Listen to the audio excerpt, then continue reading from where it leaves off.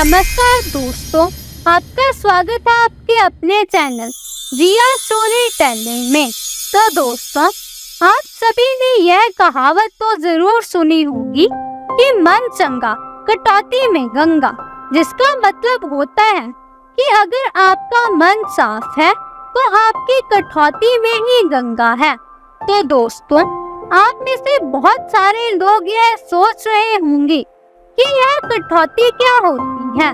दोस्तों, कटौती एक मिट्टी का बर्तन होता है जिसमें जल भरा होता है, जिसमें गुरु रविदास जी अपने औजार और चमड़े को साफ करते थे। कहते हैं ये कहावत श्री गुरु रविदास जी से शुरू हुई। तो आइए जानते हैं इस कहावत के पीछे की पूरी कहानी और चलते हैं कहानियों की दुनिया में।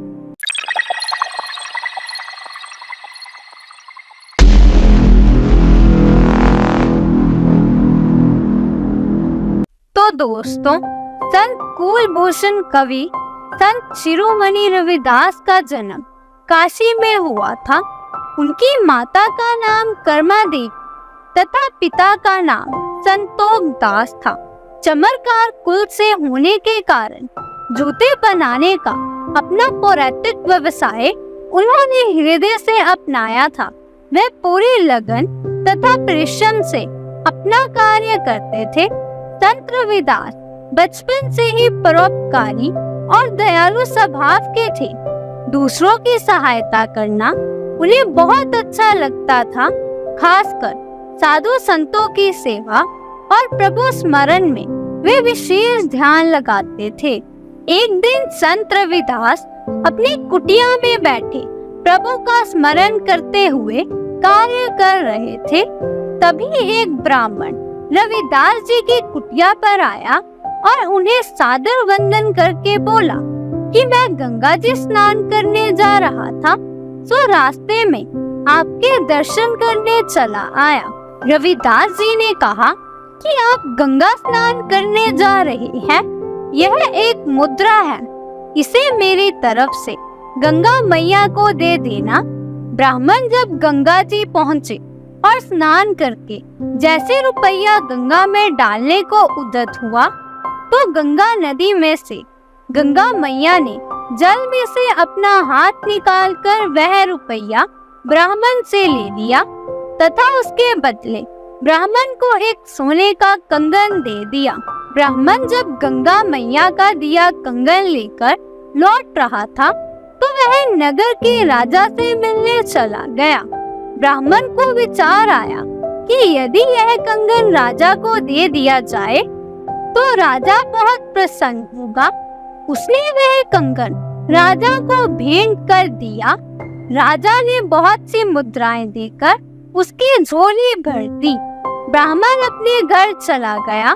इधर राजा ने वह कंगन अपनी महारानी के हाथ में बहुत प्रेम से पहनाया, तो महारानी बहुत खुश हुई और राजा से बोली कि कंगन तो बहुत सुंदर है, परंतु ये क्या एक ही कंगन? क्या आप बिल्कुल ऐसा एक और कंगन नहीं मंगा सकती हैं? राजा ने कहा, प्रिय, ऐसा ही एक और कंगन मैं तुम्हें शीघ्र मंगवा दूंगा। राजा ने उसी ब्राह्मण को खबर भिजवाई कि जैसा कंगन मुझे भेंट किया था, वैसा ही एक और कंगन मुझे 3 दिन में लाके दो, वरना राजा के दंड का पात्र बनना पड़ेगा। खबर सुनते ही ब्राह्मण के होश उड़ गए। वह पछताने लगा कि मैं व्यर्थ ही राजा के पास गया। दूसरा कंगन कहाँ से लाऊं? इसी ओहापोह में डूबते उतरते वह रविदास जी की कुटिया पर पहुंचा और उन्हें पूरा वृत्तांत बताया कि गंगा जी ने आपकी दी हुई मुद्रा स्वीकार करके मुझे एक सोने का कंगन दिया था, वह मैंने राजा को भेंट कर दिया। अब राजा ने मुझसे वैसा ही कंगन मांगा है। यदि मैंने 3 दिन में दूसरा कंगन नहीं दिया तो राजा मुझे कठोर दंड देगा। रविदास जी बोले कि तुमने मुझे बताए बगैर राजा को कंगन भेंट कर दिया, इसका पछतावा मत करो। यदि कंगन तुम भी रख लेते तो मैं नाराज नहीं होता, ना ही मैं अब तुमसे नाराज हूँ। रही दूसरे कंगन की बात, तो मैं गंगा मैया से प्रार्थना करता हूँ कि इस ब्राह्मण का मान सम्मान तुम्हारे हाथ में है, इसकी लाज रख देना।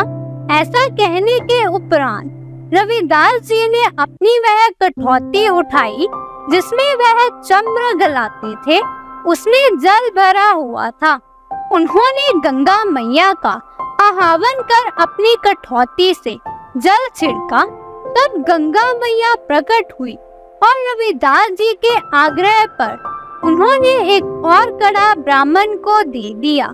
ब्राह्मण खुश होकर राजा को वह कंगन भेंट करने चला गया और रविदास जी ने अपने बड़प्पन का जरा भी एहसास ब्राह्मण को नहीं होने दिया।